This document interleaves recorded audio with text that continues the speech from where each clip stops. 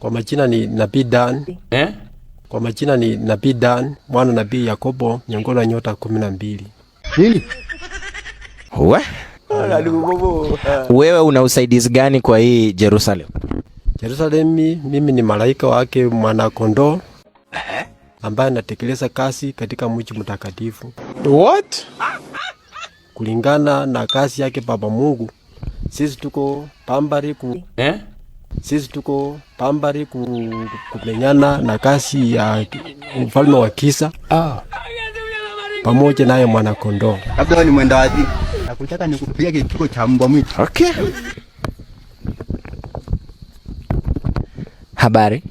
Nzuri. Unaitwa nani? Malaika Yusuf. Chai! There is God. Unaitwa Malaika Yusuf? Ndio. Unajua maana ya malaika?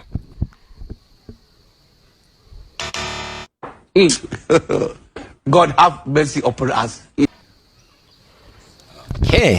Endelea kujipanga malaika, na rudi.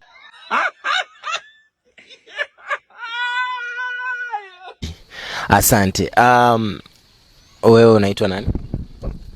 Jina langu ni Nabii Yona.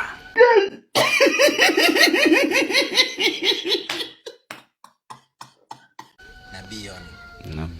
Kwa hivyo wewe si malaika, wewe ni nabii. Ndivyo, malaika na nabii ni sawa. Tunakusana na wewe aligogo. Unajua unaniona kama matako yako. Kwa maana yote ni kazi ya Baba Mungu. Kulingana na jina nabii vile tunajua huko nje na kila kitu, na mtu mwenye amesoma, nabii ni mtu ambaye anaforetell. Anajua kitu ambacho kitatendeka huenda kesho ama kesho kutwa. Kwa uwezo wa Mungu, si kweli? Kuna kitu ambayo wewe uko kwa nafasi ya kuona kitu ambacho kinaweza tendeka kesho? Ndivyo naweza kuona, kwa maana Mbavu sana wewe. Ninapoingia mji mtakatifu nami nikamulilia Baba Mungu. Use your head, my friend. Katika hiyo harakati ya kumulilia, ninapoenda nikilala kidogo kuweka kichwa chini, naye ataniletea ufunuo. Na huo ufunuo ninapouona ndaushika. Bro, what are you talking about, man? Ninapoushika, nikiingia hapa mji mtakatifu nami niingie kwa safina nitubu na niingie kule ndani. Safina ni nini? Safina ni nyumba ya toba. Nyumba ya toba. Okay. Asante. Wewe? Jina langu ni Nabii Yoeli. Nabii Yoel. Na Yohana ama Yoeli? Yoeli. Mkokotee mawe.